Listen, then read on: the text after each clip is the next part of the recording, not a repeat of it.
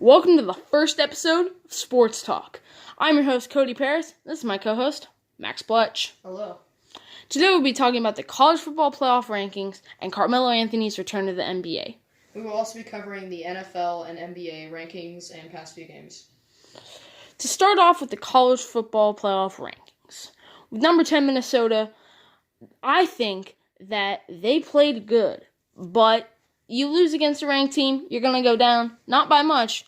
They did show very good integrity and stuff by not being mad that it was their first loss of the season after they had beaten Penn State. It's like, it's okay. It's one game, guys. Minnesota has not really shown to me that they're a college football playoff team, but they have shown me that they are a New Year's Eve bowl game team. I think this what will be important to see is how they come back from their loss, and if they do well, that will make them. Definitely, I definitely agree with that. Number 9, Oklahoma. This was my pick for game of the week. It lived up to the hype. Oklahoma coming back from down 25 points. You don't see that a lot, and especially against an unbeaten team. My question for you, Max. Is Jalen Hurts an NFL quarterback? Yes, I feel like he will go not like number 1 draft. He could, but that's a little bit unlikely. He will go early in the draft, though. Maybe first round. Definitely second round. There's no way he's slipping past that. Yeah. But with number 8, Penn State, they showed great confidence in themselves after a heartbreaking loss against Minnesota. Yeah, they totally came back from that in the right way and pushed through, Also, this is like, come on, Penn State fans. Penn State quarterback Sean Clifford has been getting death threats. It's just one game. It's one loss. They shook it off, and now they are 9-1. You're sending a guy death threats who the loss is not all his fault. It's just unacceptable for fans to do this. I would not want to be a Penn State fan after this happening. And my fellow fans were doing this, I wouldn't want to be a player either if I knew my fans were sending one of my good teammates death threats. Yeah. That's just horrible. Now on to number 7, Utah. They've been rolling since their loss against USC. USC also ranked, but Zach Moss is a great running back, but this team has not won a memorable football game. This is going to be a great college football playoff, though, against probably Oregon, which is Pac-12 championship, not college football playoff, but it's all good. I mean, like, they could play against some great team in the college football playoff. I mean, they could. They would have to go through Oregon, and somebody else has to get snubbed in the rankings. Yes. I don't think this Utah team has what it takes to beat Oregon, but that's just personal preference after watching both teams play USC. This goes into our number 6 spot, Oregon. And their quarterback, Justin Herbert. He is Max's dark horse for Heisman, and I want you to elaborate on that because I'm concerned about it. I think that he would do a little bit better in that spot if he had just shown that he was like a better player and he would do more. Like he's been doing good, but not enough to be a Heisman. So I think if he did a lot better, like he would have to do so much more in these last 2 games to become Heisman. But I think he's good enough to be a candidate. Yes. Which leads us into number 5, Alabama, and Nick Saban as a coach. Like, you can't do this. Tua getting hurt. Tua, I don't know what he did to his hip, and relatively, no offense to Tua, I don't care. But, he had a successful surgery, which is good. That's great. He is resting, and it hurts his draft stock. And it's Nick Saban's fault. And in Alabama, they're not going to make it. Which is good for teams like Oregon and Utah and Penn State and Oklahoma and Minnesota. All the teams before them. Because Alabama is going to hiccup in a game against a good team. And they're going to lose. Which leads us to number 4, Georgia, who keeps on losing heartbreaking games to Alabama. It's just that simple. They cannot beat this Alabama team. They're not going to have to beat Tua in Alabama anymore. Yeah. In Jake Fromm, I feel like he's been in college forever, but, like, whatever. I mean, is he an NFL quarterback to you? Kind of, yeah. Not really. I mean, he can be. He has his moments, but he's not like a Joe Burrow or Justin Fields or Justin Herbert, which leads us to Clemson, who has their quarterback, Trevor Lawrence.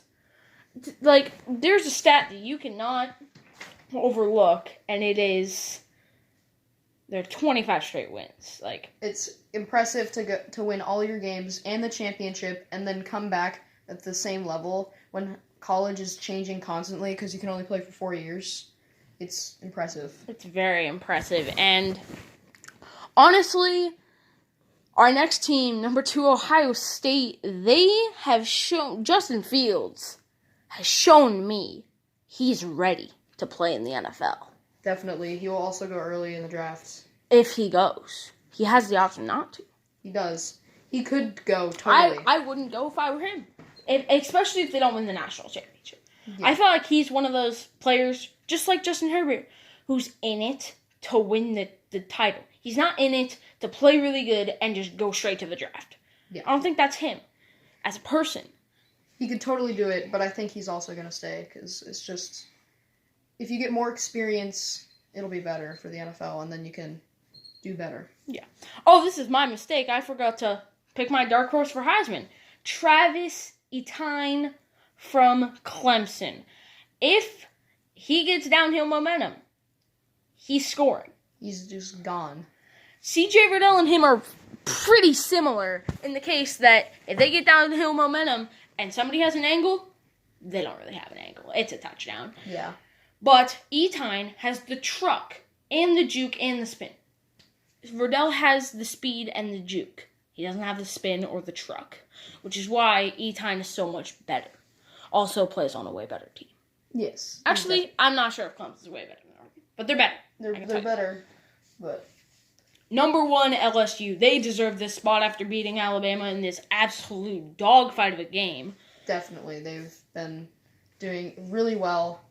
They've been the top contender for a few years. They've been good for a few years. I haven't been a top contender until this year. But, You're right, yeah. which leads into both of our Heisman frontrunners, Joe Burrow. This guy, you see Bengals fans, going into a topic a little bit early, just slightly though, having paper bags on their head saying, bowl for Burrow. Yes. That's how, good he is, that NFL teams are already looking at him. Fans are. He's just a phenomenal talent. He's had so many Heisman moments. I don't know if you can get, so many Heisman moments. Marcus Mariota or, Kyler Murray. He only had, 3 Heisman moments last season. Joe Burrow, I think, has more than 3 right now. And the season isn't over. Yeah. Which leads us into Carmelo Anthony's return to basketball. I think basketball missed him, and I think it's going to accept his return greatly. All the older players that had used to play with him, like LeBron, D. Wade, even some young guys appreciate him and say, wow, why were you out of the league for so long?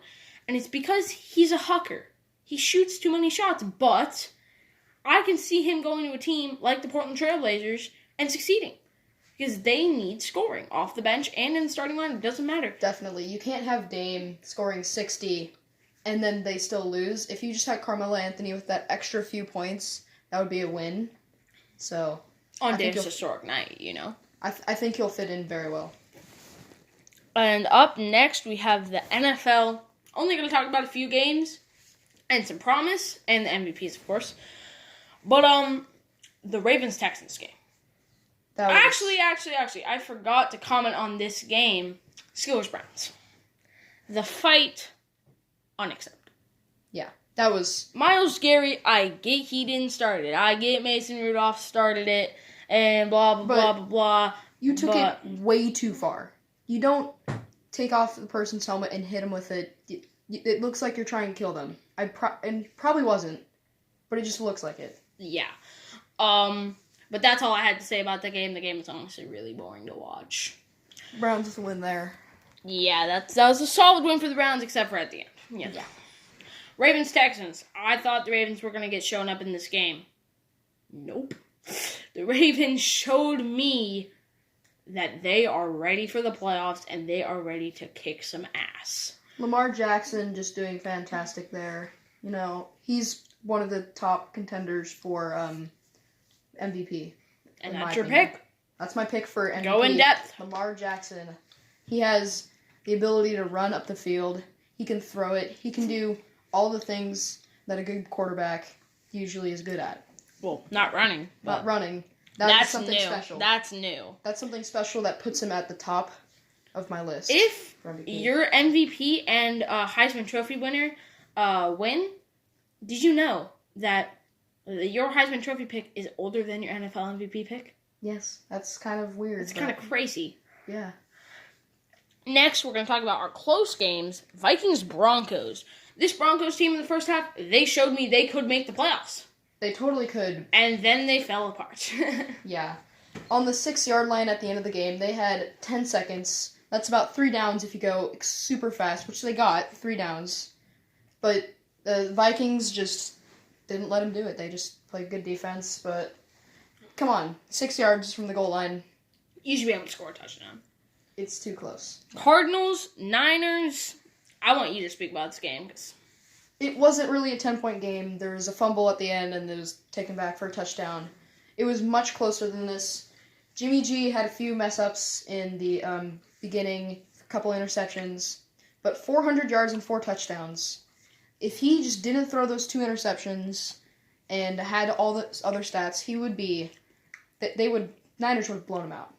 There would be no Which way. leads me into your pick, your dark horse for MVP. Jimmy Garoppolo. He's just... If he just didn't make those little hiccups... If he never makes, if he is like a Russell Wilson, who now I'm saying he's my pick for MVP, who doesn't really make mistakes. He's thrown 2 interceptions. One of them, untimely. Horrible. Honestly, one of them wasn't even his fault. Yeah, definitely. But, Russell Wilson and my dark horse for MVP, I don't know. I don't really have a dark horse. I feel like it's just really Lamar versus Russell Wilson. Basically, I don't think there's a dark horse. I feel like it's them. And then maybe if Christian McCaffrey keeps on playing, Christian McCaffrey can be my dark horse, I guess. Even though he's 4th in voting anyway right now. I guess he's not really a dark horse, though. He's 4th. So, it's like only Aaron Rodgers standing in between them. So it's like... I mean, Aaron Rodgers is good. Aaron Rodgers is heck of a very quarterback. But, Christian McCaffrey plays good. He's literally a 5-win franchise. If they don't have him, I'm saying they win, 3 games. Yeah, that's... Yeah. And now that moves us on to some other games. Patriots, Eagles, Nelson Aguilar almost had catch of the year. Definitely. That would have been a great catch, just... Couldn't haul it in. You saw the crowd if you were watching. They would have went nuts if he hauled it in. There would have been an explosion at the stadium of just sound. Just like a Beastquake from Definitely. Seattle. I mean, Yeah. but that's a large crowd in, almost history. Yesterday's game, Chiefs-Chargers. I love the NFL's incentive to go international. It's great, except for the jet lag, which is the only jet lag downside. sucks, but Chiefs-Chargers, this game was good. Mahomes played good, except for his 1 interception. And, he was the Chiefs' leading rusher. Yeah, that's crazy. That's pretty bad. That's crazy, but at the same time, not so good.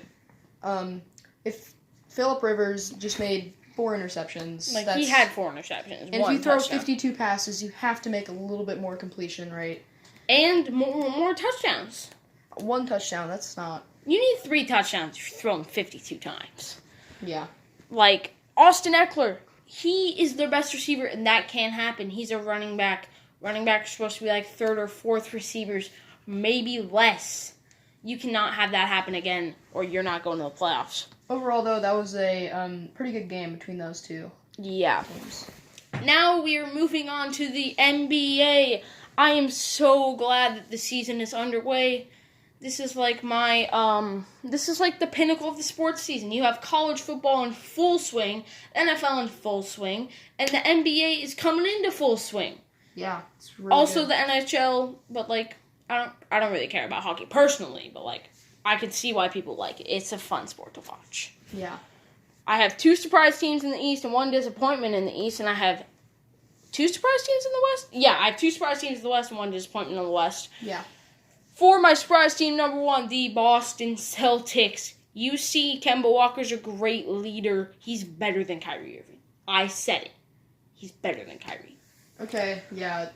As you've seen, though, all of the teammates around Kyrie didn't do that well last year, but with Kemba Walker, they did a ton better. They've just had more stats. They've just done a lot better. The team's playing better. Brad Stevens, who looked like a genius before, is just looking like almost as good as Greg Popovich, who did get ejected against the Blazers. But, that's his only bad thing of the year. And it only happens, once a year, twice a year, maybe. Maybe less, yeah. Another surprise, the Miami Heat. Jimmy Butler. Whoa. We knew this team was going to get better. Jimmy Butler signed. Dwayne Wade left. By the way, I love Dwayne Wade. He was heck of a player, but Jimmy Butler comes in here with 2 rookies in his backcourt with him, and they pop off. They scoring so much, they can play defense. Tyler Hero goes to Jimmy Butler on guarding James Harden and goes, "Go fucking guard somebody else. I'm doing this."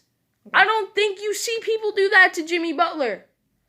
That's something he does. And guess what he said about it?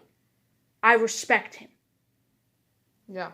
I feel like Jimmy Butler and Michael Jordan are in that realm of competitiveness where if you get in their way, they're either going to do what Michael Jordan did and punch you, or do what Jimmy Butler did and respect you. It's one of those things. Like, Michael Jordan does respect Steve Kerr, who he did punch. Jimmy Butler does respect Tyler Hero, who he hasn't punched yet. Not sure. We don't know yet. I can't tell the future. My disappointment, the Brooklyn Nets. Just got Kyrie. You signed Kyrie Irving, and you have his teammates calling him out, saying that he's a bad teammate. That's not okay. That can't happen on a new team. Also, another surprise a little bit, just the Toronto Raptors. I know they're defending champions, but they've been playing amazing. So even with the loss of Kawhi. Okay, my surprise in the Western Conference, the Phoenix Suns. You want to know what makes me a little bit mad? Oh, see, we just got an update. Carmelo Anthony received a pass from CJ McCollum and hit a 3-pointer. Good job, Melo. Yay. First NBA basket back, I guess? I don't know. Back. Can't really be counted as first basket. I mean, you could have scored before, but it wasn't as impressive. Yeah. The Suns, they win their first game, and they instantly get tested for PEDs. I get DeAndre Ayton had PEDs. He didn't score that much. He didn't do that much. Yeah, that's also unacceptable. You have the Warriors winning 27 games in a row last season. And not last season. 3 seasons ago. Whatever. It was they won a ton in a row and didn't get tested at all. And Klay Thompson, when they did get tested, they found out he was on drugs. Wasn't that big enhancing drugs, but that's sad. Also, the Mavericks, which leads us both to our front runners for MVP, Luka Doncic. He is wow. I've never seen such a good young guy. He's better than young LeBron. I'm saying it. He might be better than LeBron James right now. Probably is better than LeBron James right now. I don't know. LeBron's pretty old. But, okay, now on to my disappointment, the Portland Trailblazers. They just haven't been performing. I've already talked about this. Dame with 60 points. In a loss. They still lose.